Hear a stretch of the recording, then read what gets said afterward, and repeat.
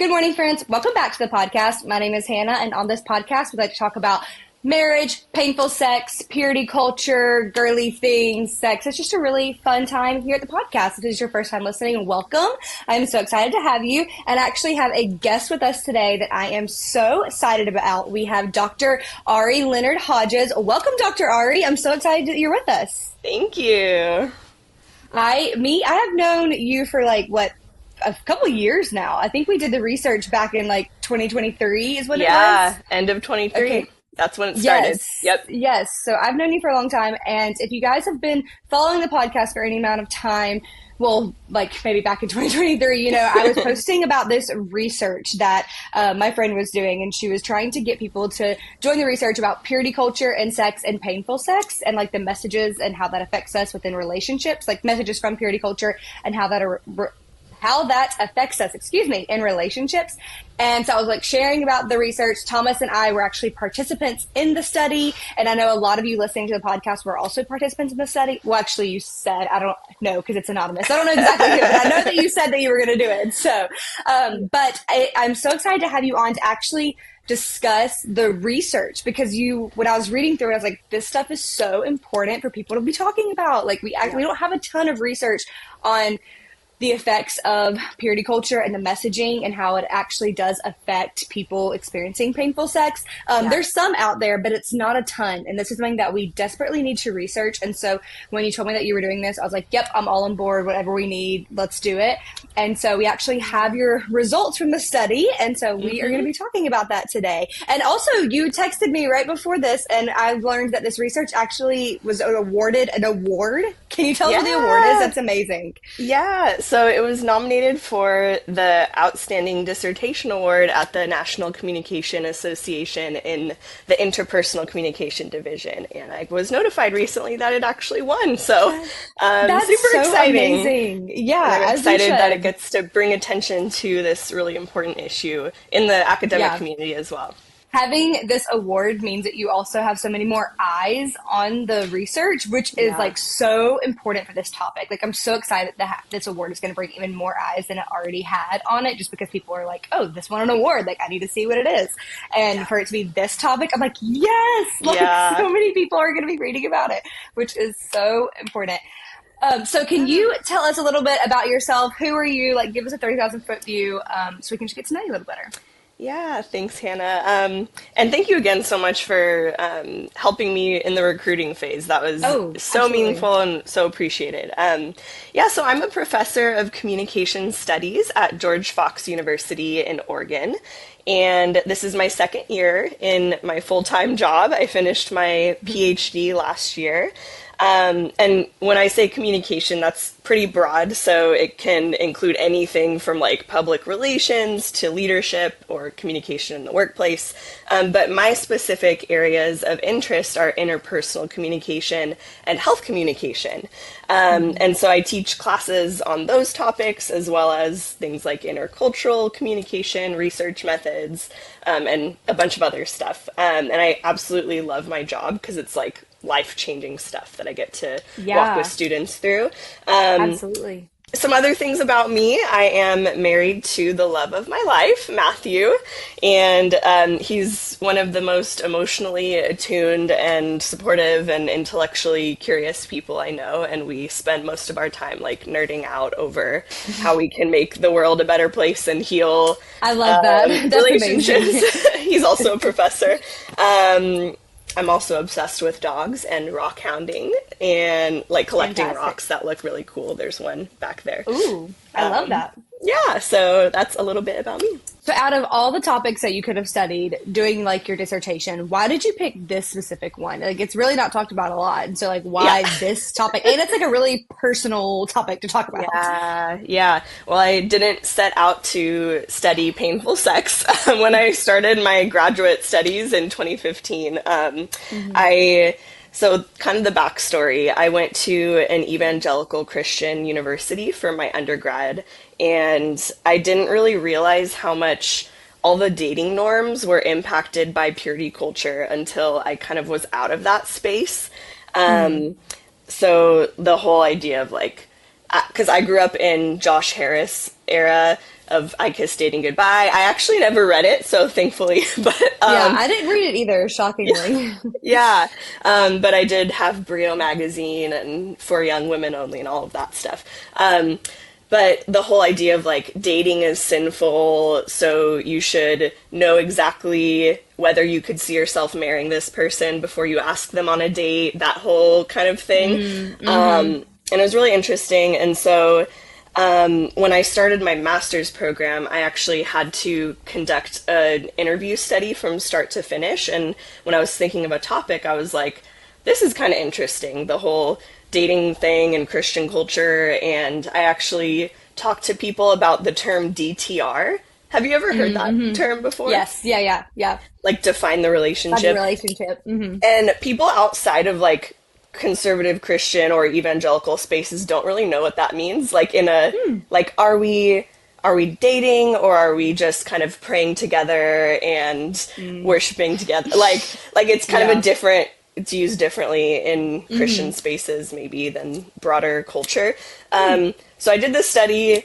The paper won an award, and people were super like interested in it, in that topic of like, this is so fascinating. And I kind of realized like, oh, this is a cultural thing. And so for my master's thesis, I was studying Christian dating couples experiences, talking about like uncertainty and intimacy. And one huge thing that came up from that was obviously sexual boundaries and how people navigate those, and like, do we hold hands because maybe we'll end up having sex, kind of like the snowball effect. And a few participants really mentioned how they wanted to like destigmatize conversations around sex, because they knew some married couples who were really struggling like post-marriage if they had practiced abstinence and they had internalized all that shame. And so fast forward, I had a friend who had vaginismus, and she couldn't use a tampon like growing up, grew up in purity culture. She was worried that sex would be painful.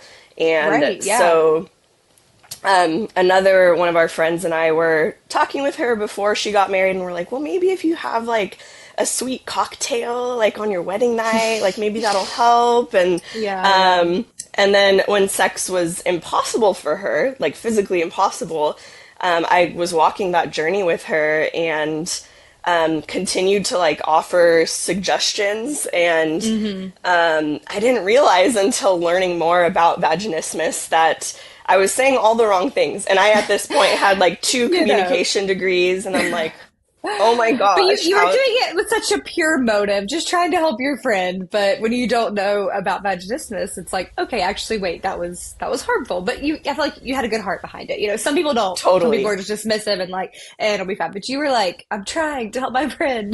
Totally. And thankfully, that's how she perceived it, because not everyone does.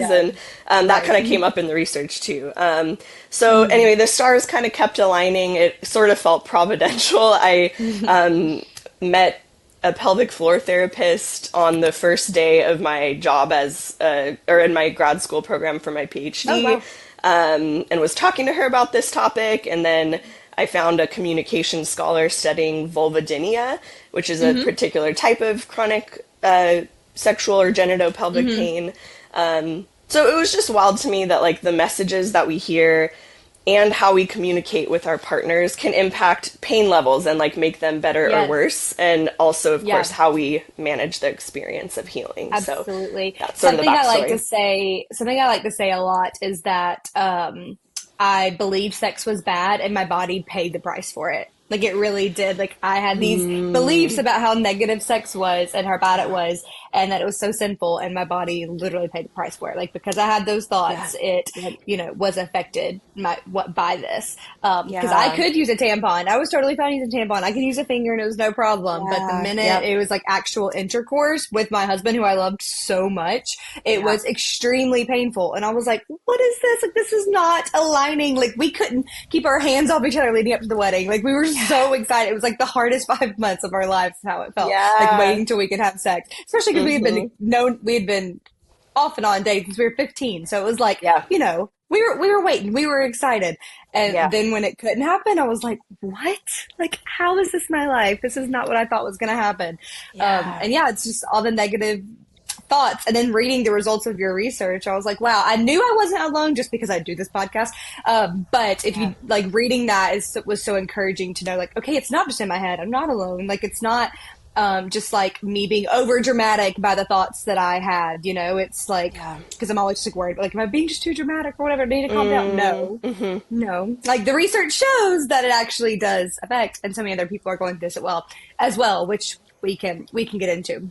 I Yeah, love that you like absolutely. took the time to do this and like study this really important topic because, like I said, there's not a lot of research out there about it. Yeah. So I Yeah. love that like the Lord like aligned all these like different people in your life to talk about it as well. Like meeting the pelvic floor therapist and your friend and Yeah. just like all these experiences kind of like led up to this moment. So I Yeah. think it's really Yep. cool. That's like why you like chose to study this. So let's actually talk about the research. So going Yeah. into it, what was your goal with this? Like what were you hoping to learn through this research? Yeah. Yeah. So the goal is to really understand how do couples cope with this experience. So that was kind of the primary goal. And then secondarily, also to look at what are the messages that couples believe have experienced or have contributed to their experience of coping, either positively or negatively. So the previous research, and even in psychology research, there's a lot of overlap with communication and psychology. So I kind of dipped into there, has shown how what you were saying, like our body internalizes these messages. So I was interested in that, but I was also interested in what kind of communication is helpful or not helpful for getting through this experience, because it's also one thing that I found, which we can talk about, is that the sort of emotional, relational dimension of going through this was often more distressing and complicated than the pain itself. Absolutely. I don't know if you resonate with that. Absolutely.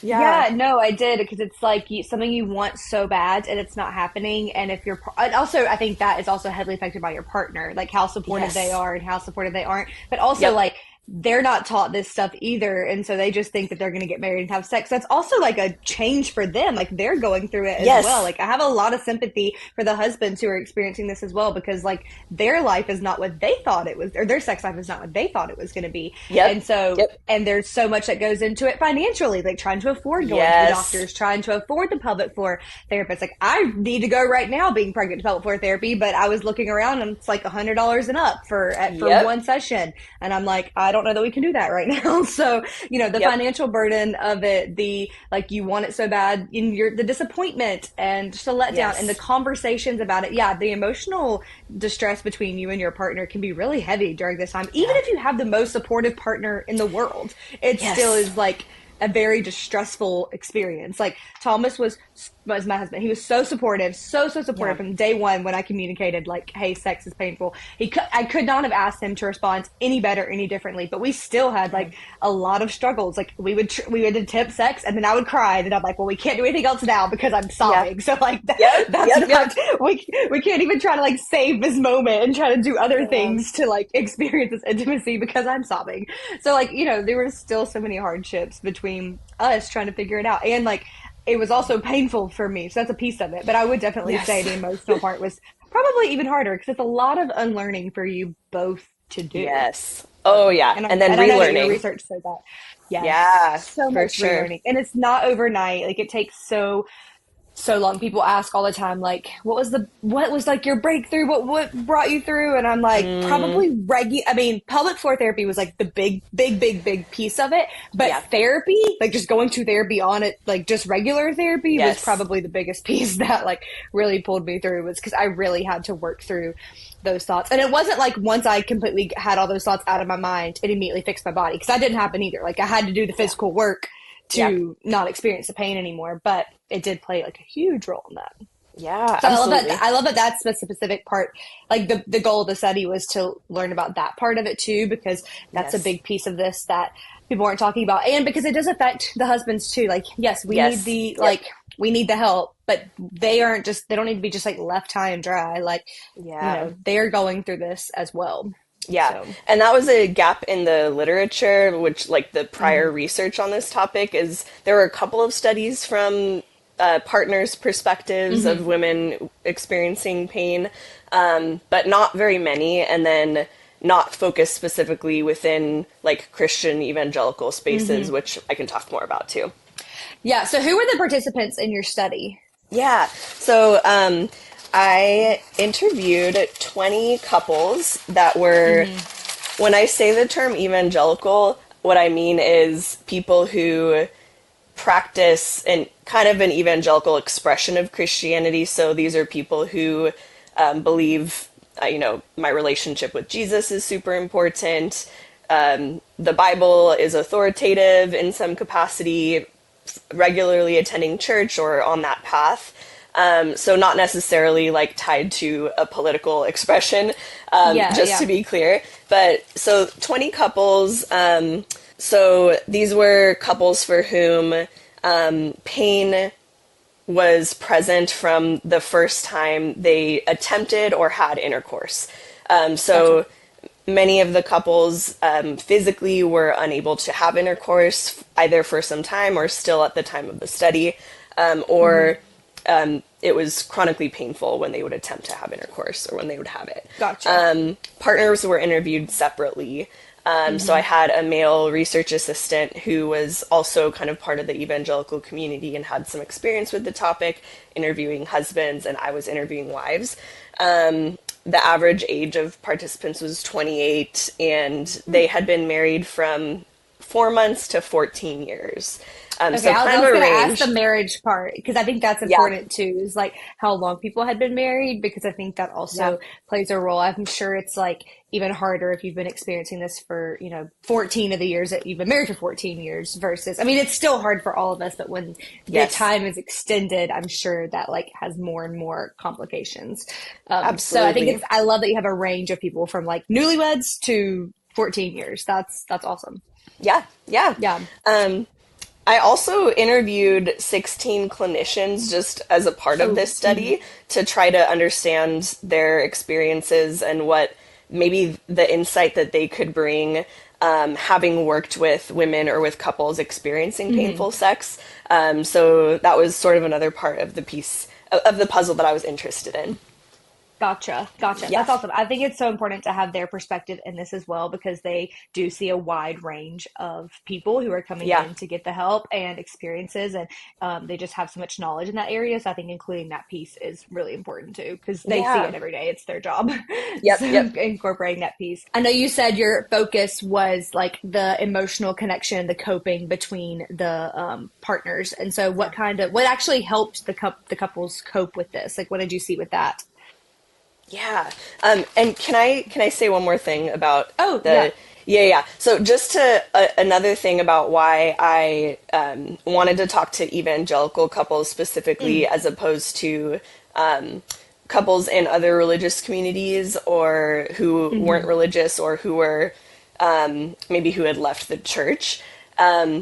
Part of that was because of some of the mixed messages that couples Mm. hear in evangelical spaces, and which you talk about in your podcast and in your work Hmm. of like sex is bad, and then when you get Hmm. married, it's supposed to be mind blowing and it's the pinnacle of your relational experience.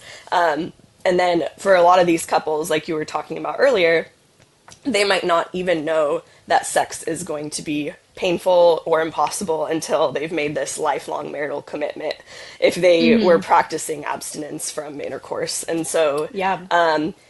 it's kind of like a unique space to examine, like, how do people get through something when they don't really have any other choice but to cope, Hmm. because Yeah, yeah.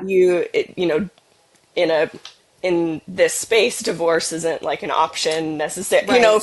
for having painful sex. Like, Right, insert right. abuse and betrayal, like those things. But what do couples do? So But evangelical Christians go into a marriage saying, like, we're doing this. I mean, everybody goes into it saying we're doing yes, this for yeah, yeah, life. But especially when you're in this space, you're like, okay, we are not divorcing unless there's abuse or an affair. Like, there's yeah, like this yeah, would not be like a quote unquote reason to yes, like this on its own. You would not yep, say. So you're right. Like they really do have no other choice. But in their relationship, they're saying we have no other choice but to yes, figure this out. So yeah, yeah. yeah, for Yeah. sure. So what did you see like that helped them? Yeah, so reframing the sexual experience was really important. The experience of sexual pain. So this, at a basic level, this involved reframing what do we even mean by sex. So we've been using the term sex, and I know you talk about this of like, well, what is sex? It's so much more than intercourse. And so, sex is oral sex and manual stimulation and dry humping and all of this stuff. Interestingly, though, this strategy, one of the kind of most fascinating findings was that doing that reframing is important and like you necessary, especially if you're trying to, recover and you don't want to reinforce the pain by having intercourse. But it could backfire, especially for some women who felt shame around premarital sexual activity because if sex, now that I'm reframing, if sex is more than just intercourse, wait, does that mean I had sex before I got married? Because that's we had interesting. oral sex or we were, Yeah. dry humping or whatever it is. And so that was really interesting. And it's so complicated because you have to reframe. Yeah. But then now there's this like new Right. shame and processing. I have never thought about that. In the 5 years that I've had this podcast, I have never thought about that. And that is so true. Like I can see Yeah. how there can be some more shame now because I am all about like let's reframe it. Like if you can't have actual intercourse, Yeah. but you still want to be intimate with your partner, I don't want you to feel like you can't do anything. So I'm like, yeah, sex is just going to look different for you in this season. But thinking back to like, oh yeah, because I definitely did things before I was married that I definitely wish Yeah. I didn't do, but I did. And so it's like, oh, I could see that now. If you're like, okay, if I'm reframing it, then okay, did I actually do that? And there's more shame that comes. I'm so glad or so interesting that was part of your findings. I have never Yeah. thought about that, but I can absolutely see it. Like that makes so much sense that they would have to rework through that, and that could potentially backfire because we definitely don't want to send anybody back to like more shames. So Yeah, something for to think sure. about and how we talk about that for sure. Yeah. So super interesting. Yeah. So reframing was important. Even just like, okay, this experience sucks and it's real and I have to validate that. But also like there's opportunity in this of, I had participants who talked about other couples they knew who would come up to them and share their own experience. And they're like, oh my gosh, like they're going through the same thing. And I was able to encourage them, or maybe it wasn't Yeah. even painful sex, but just something stigmatized or really emotionally painful. And they were able to kind of provide perspective and empathy. Gotcha. Blaming, a huge deal was blaming external factors. So a lot of couples were like, this is, and like you talk about on your podcast, like, this is not your fault. You didn't do anything wrong. Right. You're not broken. And so it's evangelical purity culture. It is even Yes. physical injury or something that was out of your control. And Yeah. and it helped both partners feel like, the pain wasn't because of something they were doing wrong. And that was true for husbands too. Yeah. Because a lot of husbands felt like am Yeah. I doing something wrong? Am I performing wrong? Right. Or is it, Right. is it something about me? Do they not like me? Yeah.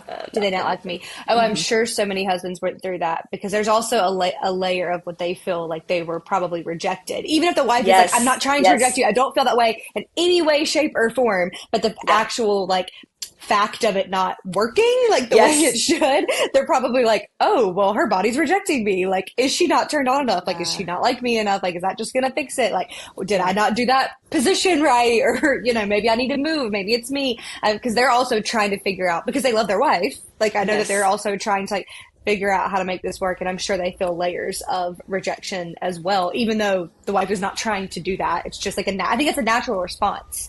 When it doesn't work. So I love that you said blaming something else really helped the husbands through it as well, because, and I know that helps the wives as well, because like you just feel so attached to your own body. Obviously it's your body, you're attached to it. And so when you're like, okay, my body isn't working, it's my fault, I did all these things, it's like, okay, actually, like, let's look at the bigger picture here.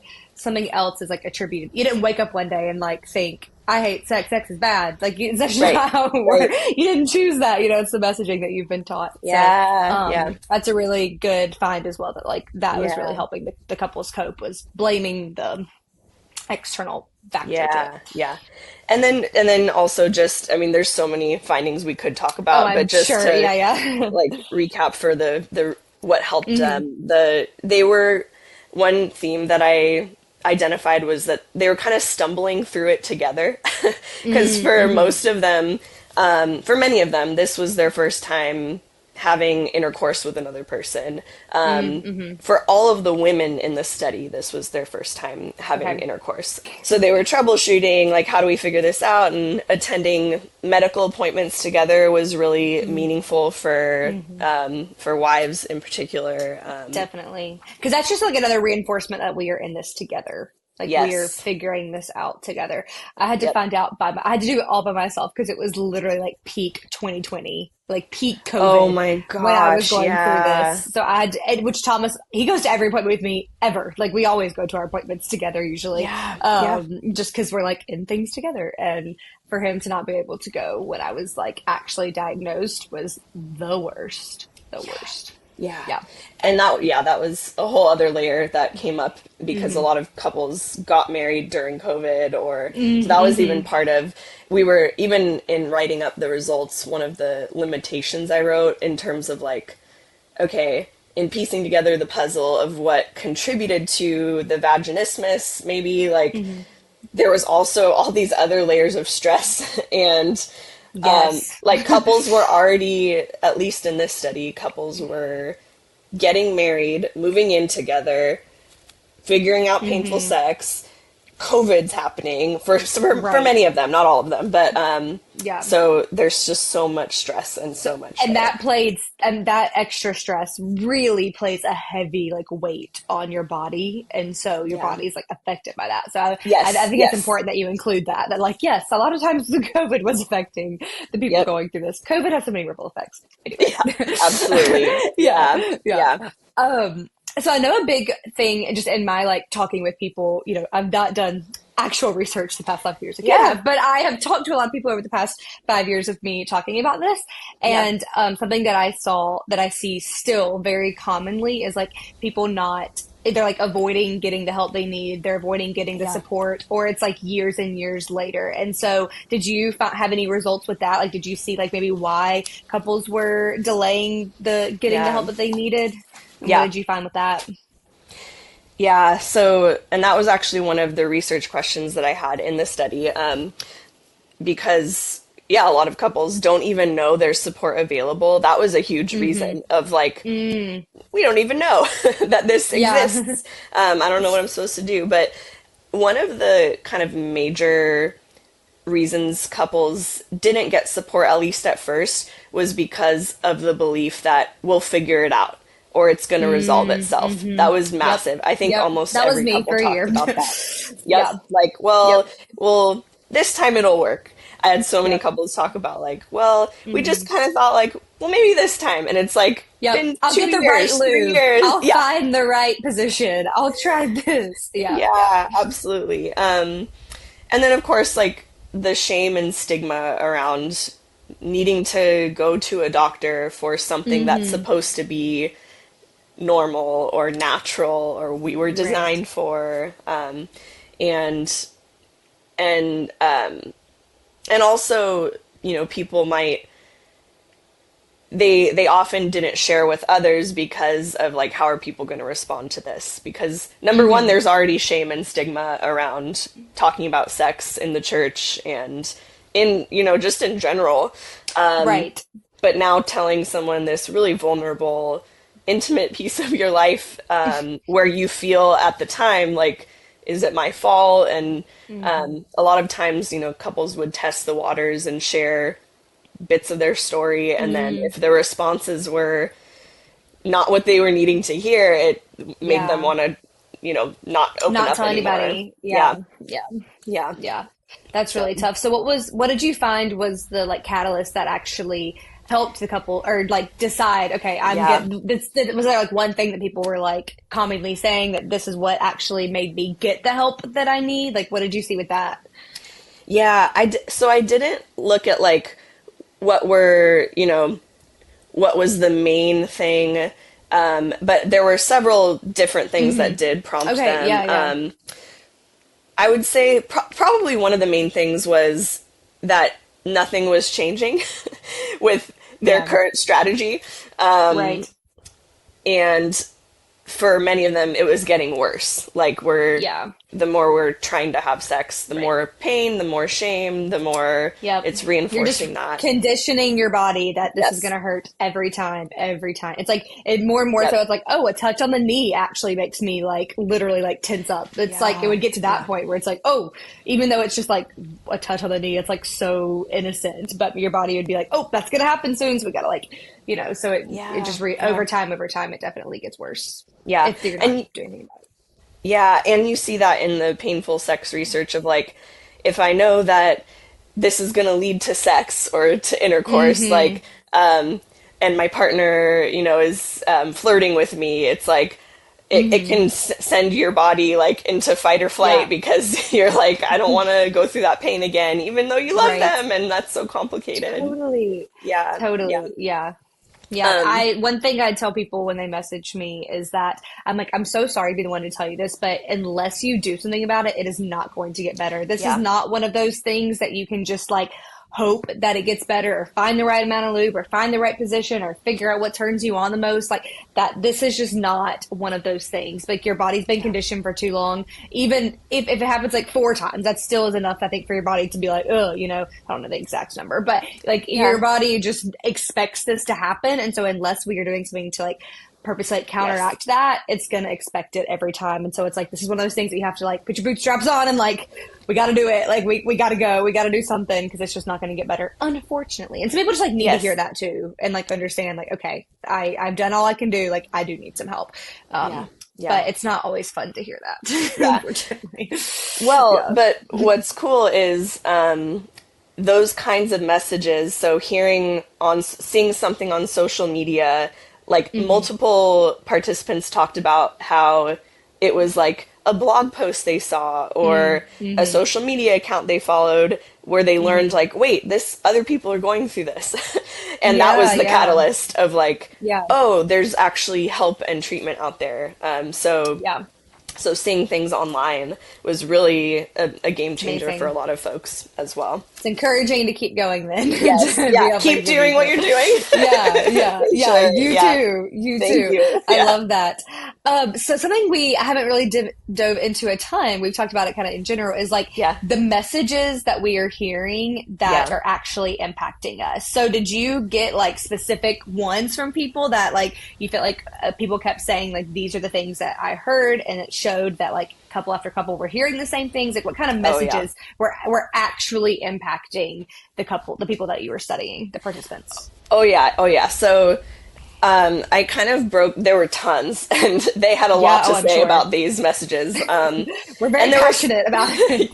And there were some that were really helpful too. And but like sort of prior to getting married, most couples, not all, because some of them didn't grow up in evangelical purity culture, but even growing up in the United States, they had been inundated with socializing messages about sex in terms of like, what do we anticipate sex will be like? So of course there's all the purity culture messages of like, sex, premarital sex is a sin, but then when you get when you get married, it's going to be the best thing ever. And, you know, gendered messages around men, you know, men want sex, men need sex. If you don't have sex with them, they're going to turn to pornography. And women and girls are responsible for men's sexual purity. So a lot of purity culture messages. But then, like I mentioned before, on the flip side, like, but sex is great and it's amazing, and you should want it and you should love it. And sex, one interesting one that I think is important for this topic, like sex in marriage is going to be fun and easy and pleasurable for both partners. And it's beautiful and sacred and it's God's design. Couples also talked about how, like, at the wedding, their aunt or uncle or their, you know, friend would be like, have fun tonight, like all these like have so much fun, like, are we gonna get our next grandkid like after this week? And so which reinforces that shame if you can't have sex or if it's painful. Yeah, and then absolutely. and then of course, like, inaccurate and incomplete sexual health information or what, or info that's like kind of vague. So like, you'll figure it out, or more of a focus growing up on like what not to do and the dangers of premarital sex, instead of like, here's what sex is and how it works. So those something were you some did big find ones. in common with everybody that you studied, because I know you're studying like evangelical Christians, and so, and you said not everybody grew up in like specific like evangelical purity culture, but you found like a common thread through all of these couples that you studied, who I'm sure live all over the US and different ages and different things, was that like the negative messaging that they received around sex and their body was affected their painful sex experience. Like, I don't know if you can say caused it. You probably can't say that in like the research world, but like it was directly connected to that. So I would say for most couples, at least that's how they experienced it. Especially, and even the couples who, like, maybe the pain wasn't, like, I had a couple of female participants who had endometriosis or vulvodynia. And so for them, it wasn't necessarily the, like, in part, like, the internalization of these messages, but like, even the whole, like, sex is going to be great and it's supposed to be sexy and it'll work when it's the right person, kind of a thing. Like, if it didn't actually contribute to their pain, it made the process of coping a lot harder. A lot harder. That makes sense. If they had that kind makes of, sense. And even for men too, a lot of them, you know, had heard, you know, love your role is to serve your wife and to love them, and that was like actually a helpful thing that they heard growing up, but and it helped them actually cope and sort of like, this sex isn't all about me, it's about us. For example, one participant, one husband said, I definitely didn't go into it with rose-colored glasses, expecting sex is this awesome thing that's going to happen every day, but I definitely expected there would be more than 2 good sexual experiences the whole first year. So kind of, that was another interesting finding as far as the messaging, is there were a lot of, and we could talk too about the really unhelpful responses that people got to their disclosure. What did you see with that? The unhelpful responses. You know, well, I actually want to make a comment on the quote first. I think I love that he said like he didn't go in with rose-colored glasses, but he also had expectations that, you know, more than 2 times it would be good, which I think is like a totally normal, like, natural response to going into it. But I do think it is a healthy thing that he went into this not expecting it to be like 100% perfect. Because a lot of us do, because we're just taught like, if you wait, it's going to be worth it. Like, worth the wait. Like, I really try not to say that, even though I do feel that way. I do feel that like waiting for marriage was the right decision for me. And I believe that is what God asks us to do. And so like, I am obedient to that, but I try to shy away from saying worth the wait, because that all the implications that come with worth the wait can be really Yes. harmful. Because I Yep. would say the first years of my message, I was like, or marriage, I was like, this is not worth the wait. Like, I should have been trying Yeah. this earlier. I was like, from the flesh side of me said that, because I do understand big Yeah. picture being a Christian. Like, I understand why God asked us to wait, but like the flesh of me was like, nope, this was not worth that. What are you talking about? Yeah. And so Yeah. I think it's good that he did go into it with that, but also totally understand. He's like, I thought it was going to be more than twice and it'd be good. Like, that's totally normal. But what were the Yeah. negative, like, responses that people were hearing that you were just talking Yeah. about? Yeah, and to your point, that's something I'm actually interested in, like writing a piece on is the Mm-hmm. whole worth the wait. Like, okay, Yes. if you do believe that sex should be reserved for marriage, Mm-hmm. how do you navigate being in that, being in a premarital relationship where we're not going to be in an arranged, we might not be in an arranged Mm-hmm. marriage and we're like never touching each other kind of a thing. Mm-hmm. But Yeah, yeah, yeah. anyway, we can cut this out. Yeah. But I No, love no, what it's you're so saying. interesting. Yeah, it's so Yeah. interesting. Yeah, there's a Yeah. lot of nuance to it. So much nuance to Yes, that for sure. statement. Yep. Yeah. Yeah. So when couples shared, and when I say couples, usually this was women disclosing to friends or Mm-hmm. family. Most of the men, many of the male participants, the husbands, had not shared with another person outside of their Wow. marriage, Wow. which is Yeah. part of the problem, Yeah. and also that was one of the reasons men would not seek like emotional support Mm-hmm. for their experience in it, because they felt like this isn't my struggle, this is my wife's Mm-hmm. struggle, and this is her Yeah. story, and her health issue, and Mm-hmm. so Yeah. it's I'm gonna honor her privacy, Right. and I'm not Right. gonna go share with people. But Yeah. then a lot of them were really holding this in, and some of the Yeah. interviews with husbands like went on for a really long time, and they were just Oh, I'm opening up and sure. sharing so much, because they hadn't Yeah. really had a space They to do haven't that. done that. I'm not surprised that that was the majority of the men saying they had never Yeah. shared that with anybody, because I definitely understand and respect like not wanting to share that with the world that something your Yes. wife is going through, or even with Yep. friends. But on the flip side, I'm like, but you are also going through this too, and so it's Yeah. so important Yep. for you to talk about it. I know that like when I had first posted about trying to find participants for Yeah. for the study, I got a lot of messages from people being like, I would totally do it, but my husband is like not interested. Yes. Yes. I Yep. saw a lot of that, of like, I'm in, but my husband's not, so I don't think that we can do Yeah. it. So which everybody's like on a different path with like their comfortability with sharing about this, so Yeah. I understand. But they also need the support too. Like, I'm so in support of them like getting the help. Yeah. If you Yeah. that's something you are comfortable with your husband like sharing with friends, because I do get it. It's Yes. like it is Yep. my experience, my health, you know. Yes. But they're going through it too. So Yeah.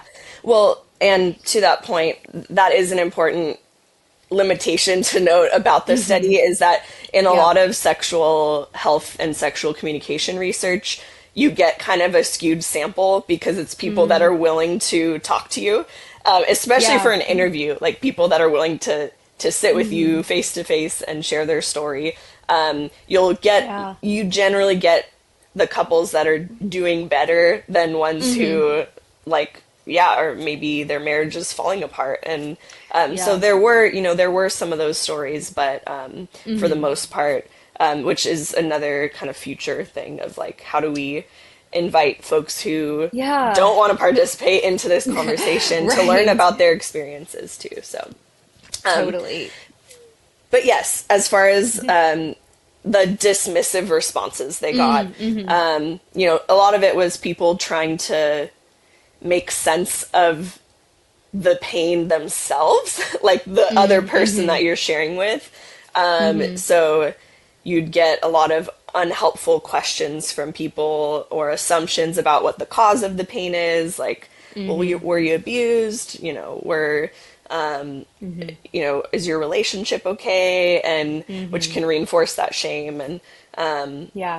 or like, well, I went through this, and offering kind of simple solutions of like, well, just drink wine, just relax, Yep. read the Yeah. Bible more, A Yep. lot of doctors with really horrible, Yes. invalidating responses of, Yes. like, I had one participant, she talked about how she had a history of vaginismus, and when Mm. she went into, I think she was going to the gynecologist, and before the doctor came in, the nurse was talking to her and didn't read her chart and was like, Mm.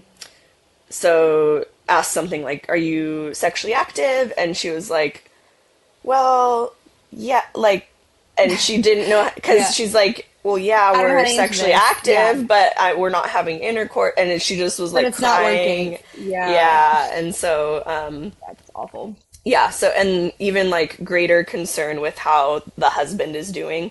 Like, oh, he Mm. must be, how's he Yeah. doing? Like, is he Right. okay? And Right. that kind of Right. thing, which for women Right. was really invalidating too. Right. So, Because they also want this just as much as their husband does. There's such yeah. a like stigma or a stereotype of like men just want it, men just want it. It's like no, we also have the body parts that desire that too. Hello, we are Yep. given it just as much. We are given desire just like they were.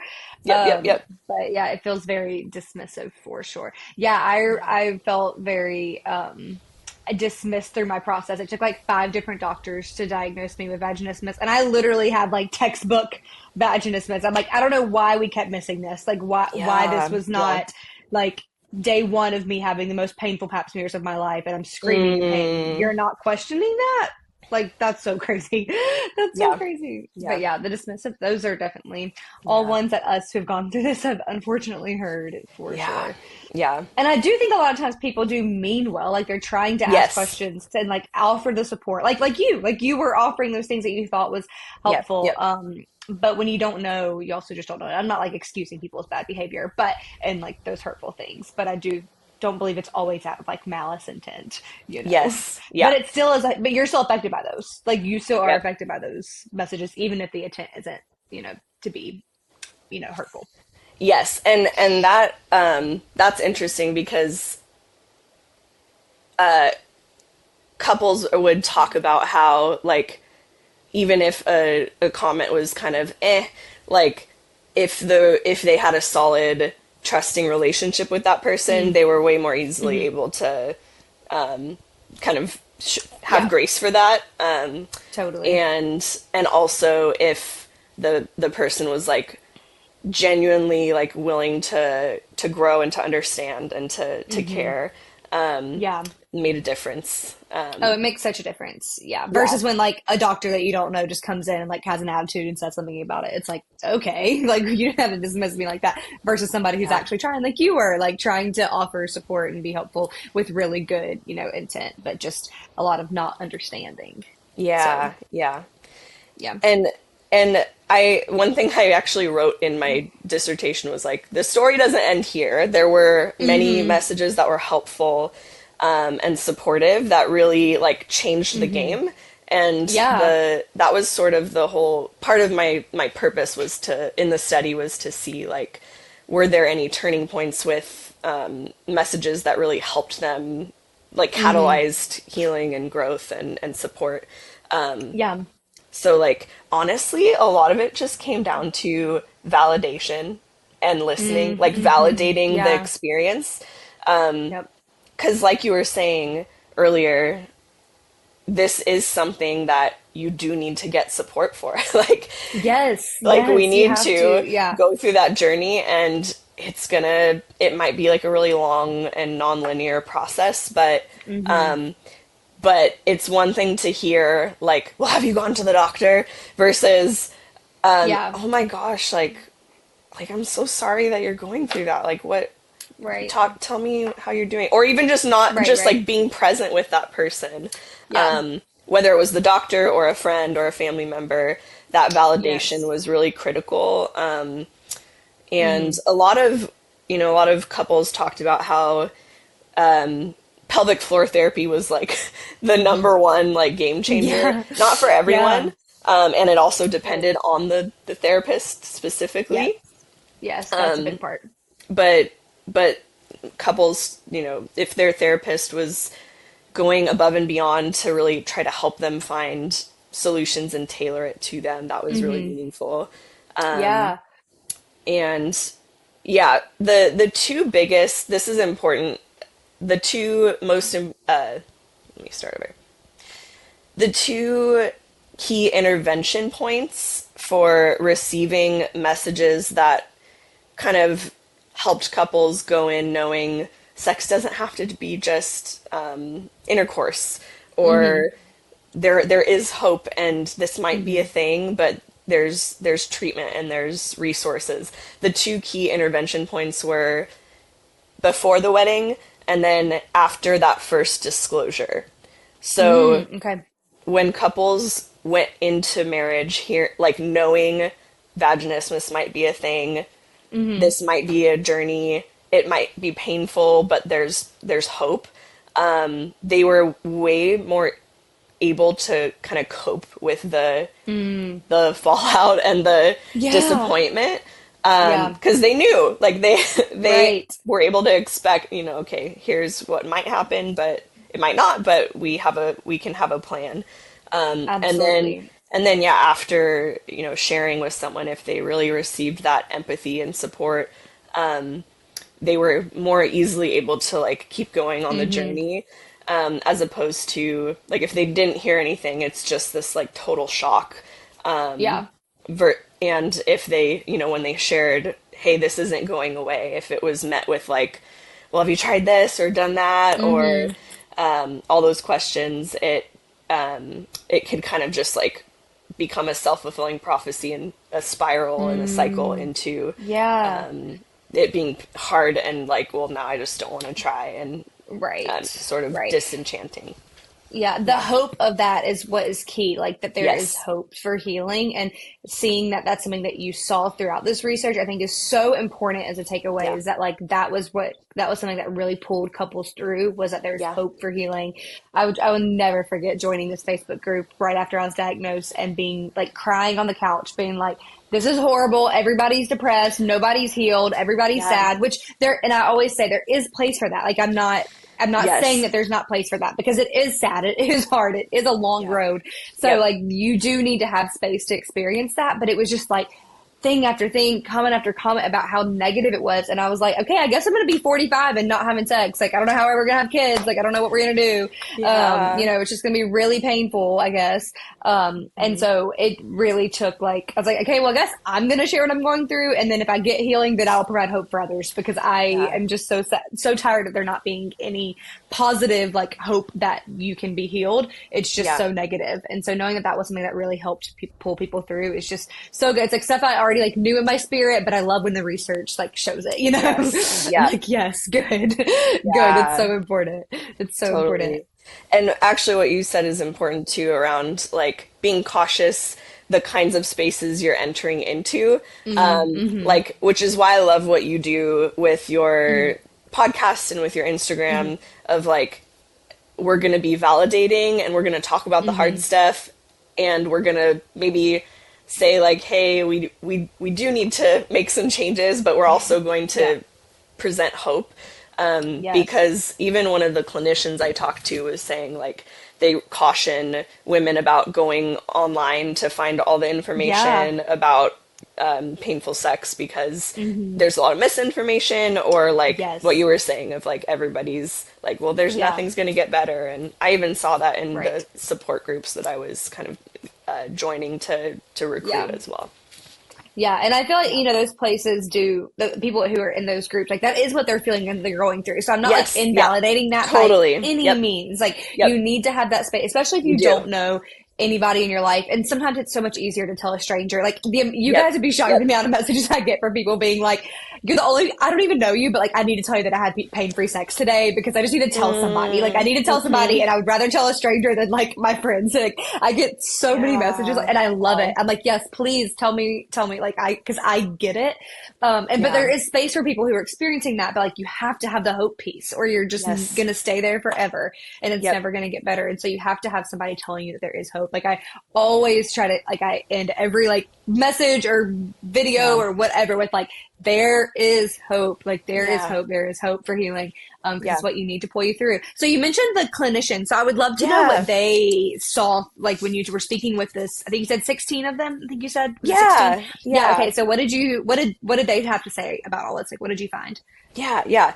And it was predominantly pelvic floor physical therapists, Okay. and so there were 10 of those, and then six counselors or mental health professionals.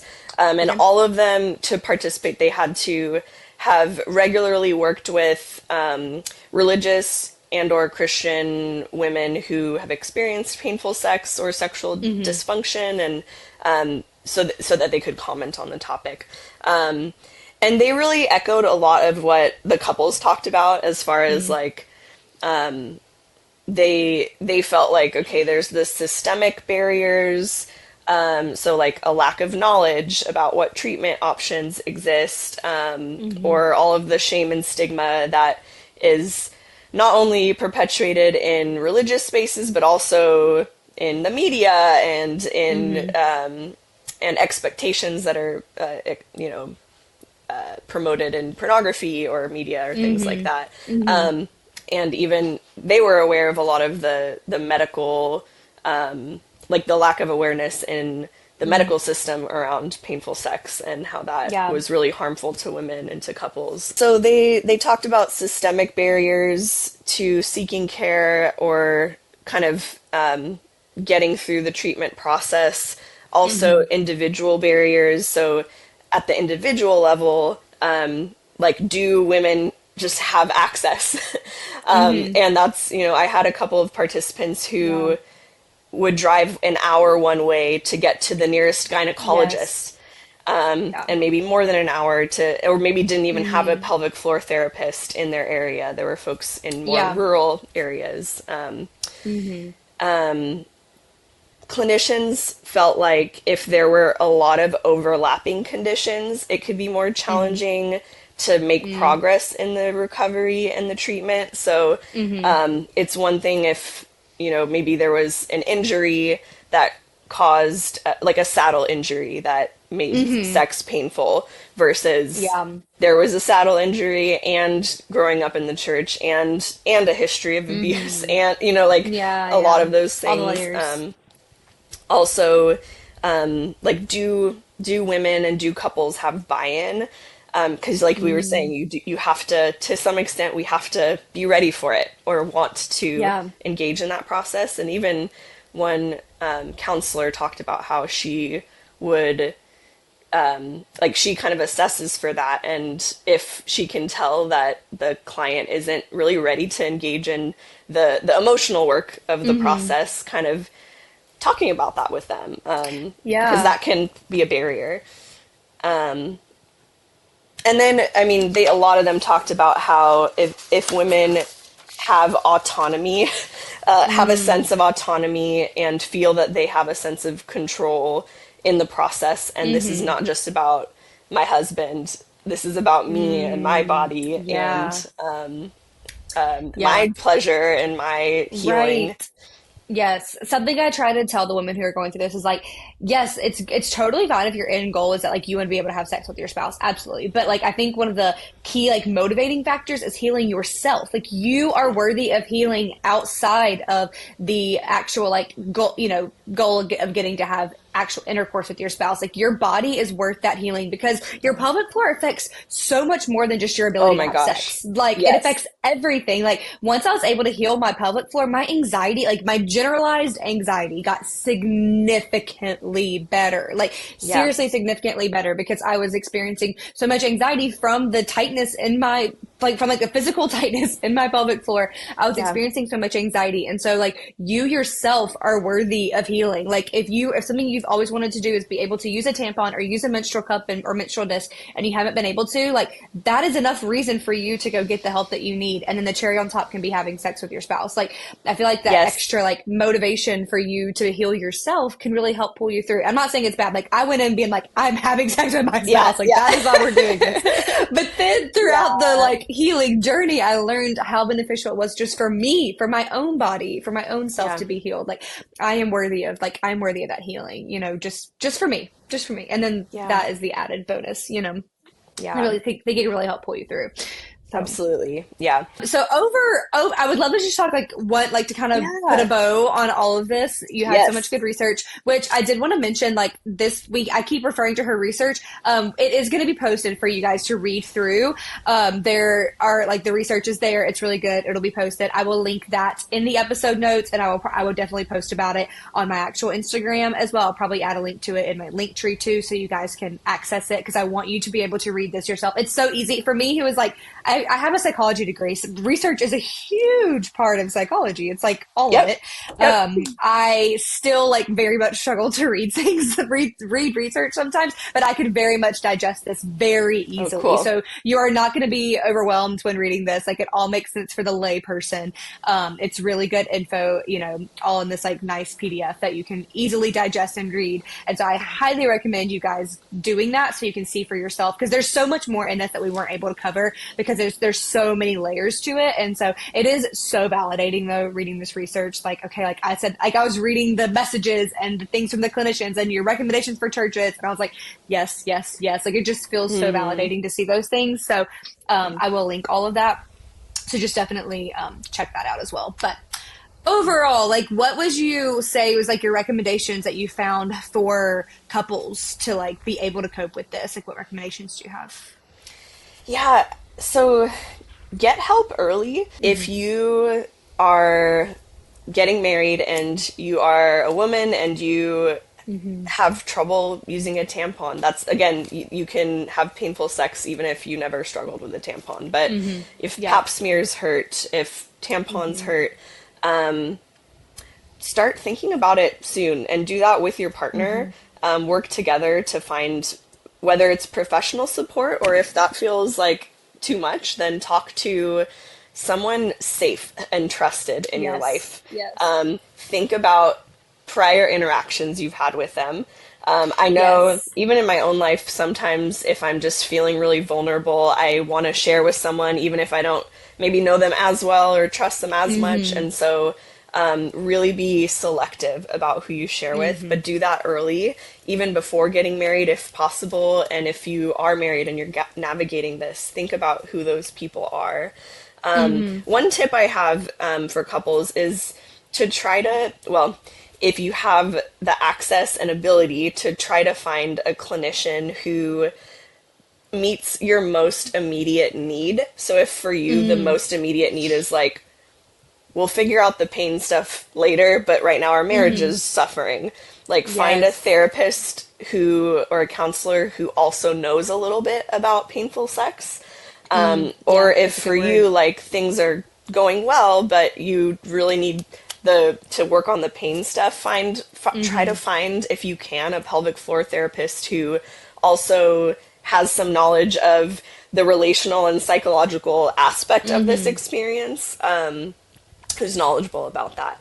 And yeah, over time, being open with each other and communicating, like, being honest about it hurts right now. Because a lot of women will not share that it hurts because they want to push through the pain, or like, well, we can, we can figure this out. So being honest. I love that you said, like, address the immediate need right now, because you're right. That could be so different in every couple. Like, sometimes it is like, okay, we really do need to attack the physical. Like, we need to try to get this healed, because that we feel like that will fix, help our relationship. But if your marriage really is struggling, like, that definitely comes first. And so I'm so glad that you mentioned that, because that can oftentimes be way more beneficial than going to pelvic floor therapy, is getting, the help that you need within your marriage. And I'm really glad that you mentioned that, like, picking, what do we need to prioritize right now? Is it the physical, or would it be on the emotional side? So I think it's really good that you said that. Yeah. And then, I mean, recommendations for churches, and again, these are all like tentative. They haven't been, they're not recommendations that have been tested to see like how well do they work, but based on the data, they might be useful. So one recommendation for churches is to try to revise premarital counseling or premarital education curriculum to involve Christian sex therapists and or Christian pelvic floor therapists, and Yes. avoid outsourcing discussions of sex to gynecologists or like Christian author like books. There are some books that are amazing that have been Yes. written that are great and that's growing, Yes. which is great. Yes. But a lot of times the books that pastors were referring couples to, Right. or saying like, well, if it hurts, go to the gynecologist. Like gynecologists also don't have a lot of training on painful sex, ironically. Right, they don't. They don't. No, it's Like really very shocking. minimal. It is so shocking. When it took 5 of them to tell me I had vaginismus when I researched it, and I was like, "Oh yeah, this is what I have." Why did it take Totally. you so long to figure that out? Yeah, Yep. yeah, you would be Yep. shocked. You would be shocked. Yeah. Yeah. Yeah. No, that's And a good then word. Yeah. I was just gonna say, unfortunately, a lot of the books that have been around for a long time are yes. really harmful. But there definitely are some now. Like, I love The Great Sex Rescue. Yep. I Yep. love Recovering from Purity Culture. That is more purity culture specific. But I said Yeah. I like briefly mentioned the book, but we do talk about the book. Does talk about. I can't say we. I did not write the book. Let me back up. Yeah. Yeah. Yeah. The Yeah. book by Dr. Camden Morganti. She talks about painful sex and vaginismus in that book, and I think that is very beneficial to read going into marriage. But there are For good books sure. out there now, but they're not. But there's the ones that have been around for a while that everybody's recommending usually are not great. Yeah. Yeah. Absolutely. But all of this was seriously like so fascinating. I love seeing the data that like backs up things that I have just like seen in my own conversations with people. It is so like encouraging and validating to see it actually researched. And I think we're getting more and more people who are studying this. I know Sheila Ray Gregoire has been studying this and has done more research. But she's in Canada, and so I'm not sure how much her is done in the US, but like more and more people like you are coming up and like actually writing these studies. I was talking to somebody recently a couple months ago who she's in school, or I think she's in school. She might be a doctor. She's doing a research study very similar to this one as well, which I'm like, yes, That's awesome. Yep. we need more people studying this because it just needs to be talked about more. It really does. I mean, the last statistic I saw was like 22% of Christian women will experience painful sex, but that was years ago. And so I'm sure that, and I know, she talked about it in her book. But I know that number is significantly higher because it is so underreported, like with all the Oh yeah. shame and the messaging and just Yep. the access to be able to like share that, I know that number, which that's with a lot of, research and data, things are underreported, but I really believe that like this one is like heavily underreported. But even though 22% is still high, like that's still a lot. And so I think it's just so important for us to get continuing researching this. So thank you so much for putting in the work to do it. And the more work that you're going to do, down the line around this as well, I think will be so important. And so I will link this. And like I said, the research in the episode notes. I know I'll do some posts about it as well, like sharing some of the highlights from it on Instagram. But I definitely want you guys to see this and read it and take the time to read it. It's not super long, but it is really good info. So definitely read that. But thank you so much for being on today and discussing this. This is so important and so good to have this research. And I just really appreciate you taking the time to come and talk about it with us. Thank you so much, Hannah. It was great chatting with you. Yes. Okay, friends, thanks so much for hanging out with us today, and we will talk soon.